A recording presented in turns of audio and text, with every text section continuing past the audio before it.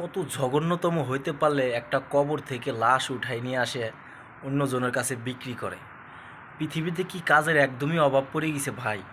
মানুষের মৃত মানুষ তার সর্বশেষ সে একজন কবর বাসিন্দা হয়ে গেছে, তার লাশটা উঠায় দেখেন হাতে না হাতে জনগণের সাথে ধরা পড়ে গেছে ভাই।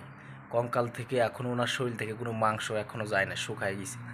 তাইলে এরা কি মানুষ না কি, আমি এই জিনিসটাই বুঝতে পারি না। পৃথিবীতে কত ধরনের কাজ আছে ভাই, কাজ না করতে পারলে তুই ভিক্ষা করে খা। এটা হলো আমার কথা, কাজ না করতে পারলে ভিক্ষা করে খা। তা এমন কাজ করিস না যেটা মানুষের ভিতরে জঘন্যতম কাজ, মানুষের অধিশাপে কষ্টে বুকটা ফাইটে যায়। যার আত্মীয় অথবা স্বজন, বাবা মা মৃত মারা গেছে, যদি সে শোনে তার লাশ, তার বাপের লাশ অথবা তার মায়ের লাশ, তার পরিবারের কেউ লাশ কবর থেকে উঠাই নিয়ে কে বিক্রি করে দিছে, তার কাছে যে কতটুকু কষ্ট লাগে সেটা সেই ব্যক্তি ছাড়া অন্য কোনো ব্যক্তি আর জানে না ভাই। এই কাজগুলো তোরা করিস না ভাই, সময় আছে এখনও, অনেক ভালো হয়ে যা। এই জিনিসটা শুধু আমাদের দেশেই হয়, পৃথিবীর আর কোনো দেশে এরকম জিনিস পাওয়া যায় না।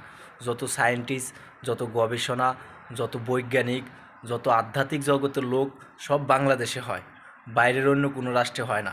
এর জন্য মৃত মানুষের কঙ্কাল দিয়ে আমাদের দেশের ছাত্রছাত্রীরা মেডিকেলে একটা রিপোর্ট করে, বিভিন্ন জিনিস করে। ভাই ভালো হ, সময় আছে এখনও, ভালো হয়। এমন একটা দেশে বসবাস করি, এই দেশে মানুষ বসবাস করা খুব টাফ ব্যাপার। এই প্রজন্মের জন্ম নিয়ে আমরা মনে হয় খুব পাপ করছি রে ভাই, নাইলে এরকম দৃশ্য আমাদের দেখা সম্ভব না ভাই। যদি আপনাদের মনে ভালো লাগে ভাই, অন্যজনকে দেখার একটু সুযোগ করে দেবেন এই ভিডিওটা, যাতে তার পরিবার আত্মীয় স্বজনের কবরটা নিরাপদে রাখতে পারে ভাই।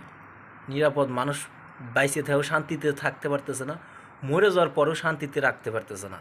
আমরা যাব কোন দেশে কন? আমাদের আসলেই খুব পাপ হয়েছে এই জন্মে, আমাদের এই প্রজন্মে জন্ম হওয়ার পর।